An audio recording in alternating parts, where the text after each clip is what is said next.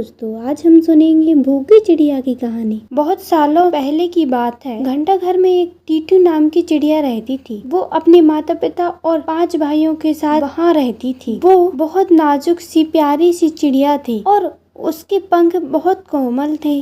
टीटू की माँ ने घंटा घर की ताल पर ही चहकने का अभ्यास कराया था। घंटा घर से नजदीक एक घर था जहाँ एक महिला रहती थी और उसे पक्षियों से बहुत प्यार था और लगाव था।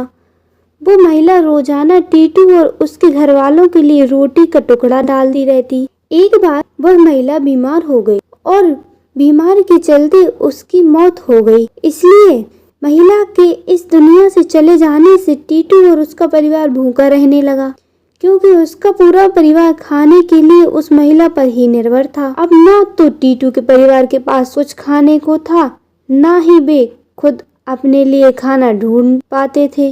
दिन पर दिन भूख से टीटू के परिवार की हालत खराब होने लगी। टीटू के पिता ने कीड़ों का शिकार करने का फैसला किया और बहुत मुश्किलों से उन्हें 3 कीड़े मिल पाए, लेकिन इतने बड़े परिवार के लिए यह खाना बहुत कम था। खाने की तलाश में टीटू, उसके भाई और माँ भी जगह जगह खाने की खोज में निकल पड़े। एक घर की खिड़की के पास टीटू की माँ ने अपनी चोंच से उस खिड़की के पास जाकर खिड़की खोलना चाहा तो वहाँ भी कुछ खाने को नहीं मिला, बल्कि उस मकान के मालिक ने गुस्से में आकर उन पर राख फेंक दी, जिससे टीटू की माँ, उसके भाई और वो खुद खाकी रंग के हो गए। दूसरी ओर टीटू के पिता को खाने की खोज करते करते एक ऐसी जगह मिलती है जहाँ अधिक संख्या में कीड़े थे।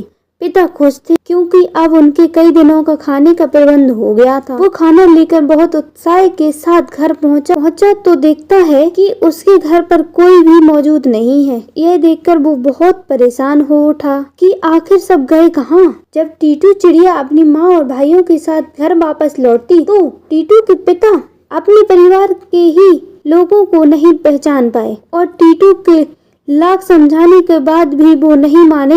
गुस्से में उन्हें वहाँ से निकल जाने को कहा। टीटू चिड़िया कहती रह गई कि हमारे ऊपर किसी ने राख फेंक दी, इसलिए आप हमें नहीं पहचान पा रहे हो। पर उसके पिता ने तो उनकी एक ना सुनी। पिता को समझा कर सब निराश हो चुके थे और हार मान चुके थे, लेकिन टीटू चिड़िया ने हार नहीं मानी। वो अपनी माँ और भाइयों को तालाब लेकर गई और सबसे पानी में जाकर नहाने के लिए कहा, जिससे उनके शरीर पर लगी राख साफ हो गई और सब अपने पहले रूप में वापस आ गए। टीटू के पिता को अपने किए पर पछतावा हुआ और उन्होंने टीटू सहित उसकी माँ और अन्य बच्चों से माफी मांगी। Thank you. Like and subscribe.